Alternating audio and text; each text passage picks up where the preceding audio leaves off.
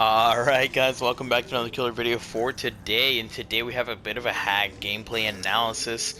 I recorded a hack game without any commentary, so that later on I could just do a voiceover analyzing why I make every decision I make. Now, the reason I did it this way is because I thought this was going to be a tryhard squad, because they brought in a map offering and they had a key, and I was really worried about it. But at the end of the day, they didn't really do too much. Now, getting into our perk build for today, we have our standard hack build of Franklin's Demise, so I make survivors drop items when I hit them. Save the best for last, meaning I'll hit people faster and faster as long as I'm not hitting the obsession. Dark Devotion, so that if I do hit the obsession, my tear radius will swap with hers, so I'll have a 0-meter tear radius, and she will have a 32-meter tear radius, going wherever she goes, so I can sneak up on people, thanks to being small as a hag. And Corrupt Intervention to block the 3 furthest generators away from me for 2 minutes at the beginning of the game. Now for our add-ons, we have our standard, very low tier add-ons. The Rope Necklet to reduce the setting time for your traps, and the Powdered Eggshell to increase how long to stay whenever you trip a Phantasm trap. Anyways guys, let's get right into the analysis. Alright, so first things first, as per usual, we want to look at the map we're on and make a plan. We want to make sure we have an idea of what we want to do on this map, and well, these guys brought a map offering, and on top of that, they brought a key, so I was expecting a pretty difficult game coming in here. Now, I am going to be trapping in these doorways here, hoping that somebody will trigger while running through the hallway, and it'll completely turn their movement 90 degrees, and basically make them run into that doorway, because the camera swings to wherever the trap was placed whenever you trigger it. So if you're looking directly at the trap, it won't swing at all. But any other angle, it'll turn your camera towards the trap, and if you can get it the perfect 90-degree angle, the survivor's movement gets thrown off by so much. And well, that's basically what I'm trying to go for with a lot of these traps. I'm just placing them barely in doorways so that the radius of the trap actually extends out of the doorway, and you'll see it here as a little particle effect on the ground when I look back at this trap. Yeah, that little particle effect that makes a circle, that's the effective range of the hag trap. Now at this point I'm starting to think like, wow, these guys have gone an entire minute without touching a generator. And so I'm expecting them to sit out, or wait out all of Corrupt Intervention before they get on any generator. So I'm going to take all advantage I can of this time by trapping up this area like an actual minefield. This is going to be so difficult for them to get out of based on how many traps I have all over. So this entire half of the map is mine, basically. They can't walk through it safely, or else they risk stepping in a trap, and that would really that would really help me. But at this point, I have one trap left. I just want to find somebody, and well, thankfully, I find the scratch marks here. I don't realize what direction they go in, so I'm not really sure where this person went, but eventually I will find them. As we see here, I hear the generator is turned on to my left, and somebody triggers a trap. I shouldn't have swung like that. I didn't know where the Nancy was. But it's alright, because I can still get the hit on her here. And I hear the key drop, so I'm actually going to drop chase just to trap the key. I could have teleported there to try and cut her off, but there's no need. Now I do look back here and notice that pallet is down, which is really nice for me. I hear someone on this generator, so I come pressure him, but well, Jake has a sprint burst. And the entire time through, I'm spamming my L1 button. That's my teleport button. I'm just spamming it over and over again, hoping that somebody will walk into a trap. I come back over here to check for the Jake. I want to defend this generator because it's in my web of traps, so I'll trap a little bit past it, and then I'll turn around and kick it. And after this, I can go hook the Nancy. And to this Nancy, I'm actually going to do something really crucial, where I'm going to end up forcing second state on her right away, which I think is a turning point in this game for them. So it isn't my plan at first, but I am going to trap the hallways around her. I'll trap directly in front of her like you usually see. And now my plan was just, I'm going to look for somebody, basically. I want to find someone else to chase. I'll come back and check this generator. Thankfully, I found this Jake. He really threw me off with that movement because I didn't expect him to run into a corner, but it's fine. I'll keep the chase up because he's running back into my web of traps right now, so he's running into the danger zone, into where other people might have a dangerous time, and well, he finds out the peril immediately as I miss my swing. And no, I'll get him this time, right? Nope, I missed that swing as well. I had a hard time hitting this Jake, as you can tell. Now, I did crucially notice that there was somebody down that hallway further on, so that's something I'm going to keep in mind here. I'll come over and I'll drop a trap, because I know they're going to be coming from this direction. If nothing else, I'll have to walk really slowly. And then I'm going to come trap the other hallway. I basically just want to, since she's in a corner, I want to keep this Nancy as cornered in as possible. And at this point, with the Jake down on the ground, by all means, staying here long enough to confirm the second stay seems like it's the best plan in the world. I don't know why I swung there. I think it was a misclick. But yeah, so I 4-second stay on her, meaning that she only has one more hook left in her, which is massive. Now they do unhook her, and I'm immediately spamming my teleport button, and it pays off perfectly. I don't think Nancy noticed that I put the trap down here. But the moment you have somebody off your shoulder, or well, before you even get them off your shoulder, you want to be spamming that teleport button just in case. Now I get hit with head on here, which really sucks, but you know what? It's fine because I get the hit anyway.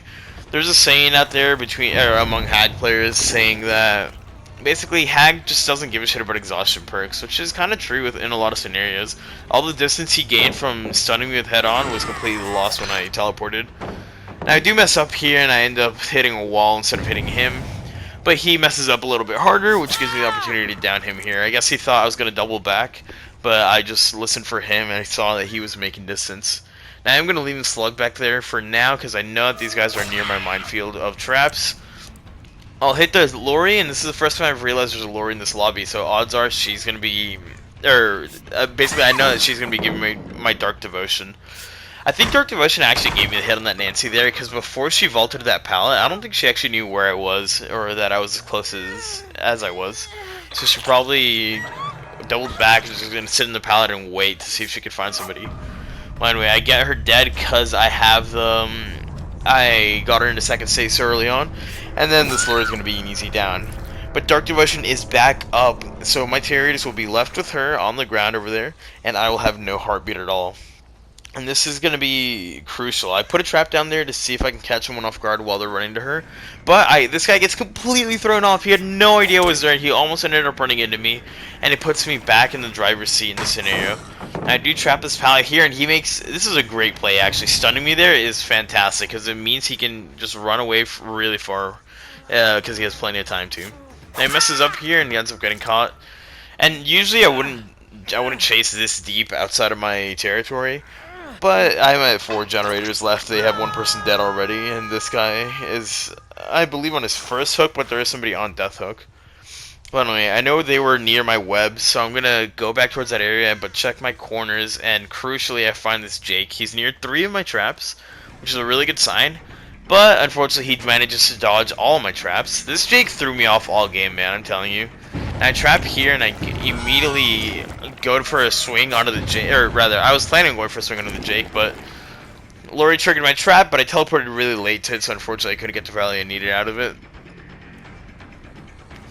Now I am going to chase this Jake. He's running straight for the unhook, straight for a trap, and yet again, I missed my swing. Now this swing was because I really thought he was going to try and run past me to go get the unhook. And before I go for the chase on him, I'm going to trap that up to make sure Lery can't get it for free. He makes a mistake here and gives me a free hit when he should have. And I'll fake my trap here, just so he runs into a different trap so I can hit him later on. So if you notice that, I basically just like hold down the placing trap animation very quickly and let go of it right away. And it'll make them think that you're putting down a trap at the loop, which will make them want to run away in all likelihood. So run away to a different loop. And I knew the only loops nearby were trapped up, so I was very happy to let them run to that other one.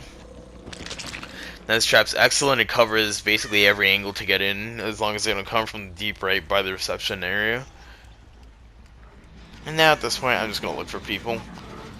I see scratch marks on the ceiling here, and I crucially forgot that if there's scratch marks up on the ceiling like that, and no scratch marks on the ground, then the person's definitely upstairs. So I should have gone upstairs to check right away instead of dilly-dallying like I am here, but at 4 generators left with 3 people alive, I wasn't too worried.